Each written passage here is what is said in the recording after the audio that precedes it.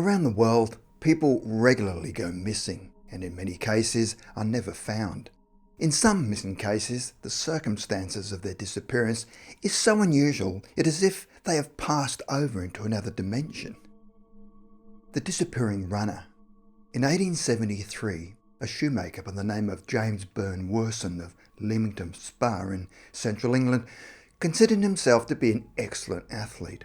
One day, after a few too many pints of ale, Worson made a bet with a few of his friends, telling them that he could run non-stop from Leamington Spa to Coventry, which was a distance of 16 miles, and then return the same way back to Leamington Spa. The problem with Worson was that every time he drank, which was often, he would regularly make outrageous bets. On this occasion, his friends accepted the bet. To ensure that their friend would not try to take any shortcuts, they followed closely behind him in a horse and cart. These men were a linen draper named Barham Wise and a photographer named Hammerson Burns.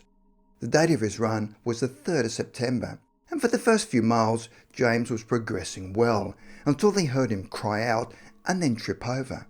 But as he was falling towards the ground, his friends suddenly saw him completely vanish before he even hit the ground. Initially, they could not believe their eyes and walked around looking for their lost comrade, but without success.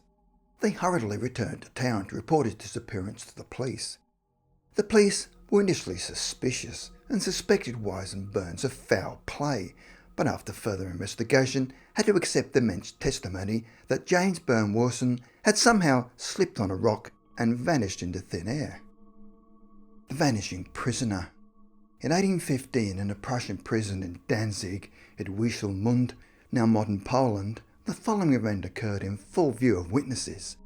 A prisoner by the name of Diderici was serving time as he had been charged with fraud for stealing his employer's identity when the employer had suddenly died from a stroke. Diderici was once the valet to Captain Fritz Alschwanger of the Prussian army and had assumed his identity and was living the life of a wealthy military man. There are two versions of how Diderici had managed to escape from prison. The first story took place one afternoon as Diderici was walking in the prison yard with other prisoners and were all chained together and standing in line preparing for the day's exercises. As the prisoners were all walking along, they were suddenly shocked to see Diderici as he slowly started to become transparent, and within seconds he suddenly disappeared completely. As he was disappearing, his manacles and leg irons fell to the ground. Diderici had vanished into thin air and was never seen or heard from again. The second story is probably more plausible, when Diderici had managed to escape by picking the lock on his chains and vanished under cover of fog and was never seen again. The Man in the Green Pajamas. In April 1959, a man disappeared in unusual circumstances and started one of the most mysterious manhunts in American history. Bruce Nelson Campbell, 57, was a New England stockbroker and described as 6'4" and balding. On April 14, 1959, Bruce Campbell and his wife Mabelita left their home in Northampton, Massachusetts to visit their son in Jacksonville in west central Illinois. Their son Bruce Jr. was an assistant professor of chemistry at McMurray College in Jacksonville, and they were undertaking the journey as their son and wife had just had a new baby. The drive to Jacksonville would take them 16 hours, as the journey was over 1,000 miles. It appears that the long drive was starting to take its toll on Bruce Campbell, where he began to feel ill whilst driving. By the time they reached Jacksonville, his wife claimed that he had become confused and disoriented. His wife checked them into a motel on Walnut Street called the Sandman Hotel, where they were able to park directly outside their motel room. After receiving their room key, Bruce Campbell was immediately put to bed, where his wife then called the Dr. E.C. Bone.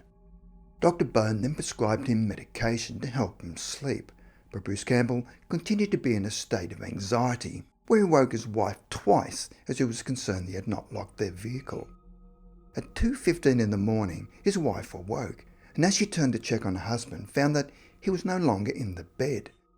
She first checked the bathroom, believing that would have been the most obvious place to look, but he was not there, and then checked outside where the car was still parked outside their room, and found that the car doors were securely locked. She then checked with the desk clerk on duty, but he had not seen anyone walking past the office. She then went back inside and found that his clothes were still folded and his wallet, with all of the money inside, was on the side dresser, along with his glasses and car keys. However, what was missing was his wristwatch and his ring that he'd obviously not removed. Wherever her husband had gone, he would still have been wearing the bright green pajamas that he'd worn to bed. Due to her husband's anxiety and disorientation, Mrs. Campbell quickly called the police. When they arrived at the motel, she described the husband as tall and balding with a slight limp, and he would have left the motel wearing only a pair of bright green pajamas. But he could not have gone far, as his wallet containing all of his money, his shoes, his glasses and his car keys was still in the motel room. A full-scale search then ensued, but they were unable to locate her husband. Rumours then abounded where it was claimed he had faked a disappearance in order to meet up with a girlfriend who would have picked him up outside the motel. But that scenario was dismissed and did not fit with his unlikely appearance and would have been totally out of character, and the fact that he was in town to visit his first grandson. The police searched the surrounding area and even downtown, but there was no sign of Campbell. The following morning, more information was sought, with theories of murder, suicide, and due to his confused state, they checked the hospital, local creeks, farm buildings, or he may have even fallen down a well.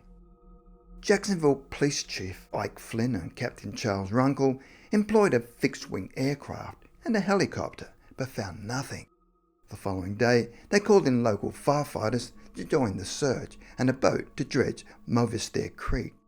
Students from McMurray College were also enlisted to join the search, and on the third day, the entire 235-member male population of McMurray, along with the students, helped comb the area. Despite the massive search, no trace of Campbell was ever found, and Chief Flynn told the media the case was one of the most baffling mysteries that has occurred here. The search for Bruce Nelson Campbell came to be known as the Man in the Green Pajamas and continued for weeks and even years. Mabelita Campbell went home defeated after 2 weeks of searching, but the family refused to give up hope and believed he would be found alive. In 1967, he was declared legally dead. Mrs. Campbell passed away in 2004, never knowing what had become of her husband. Today, the case still remains unsolved.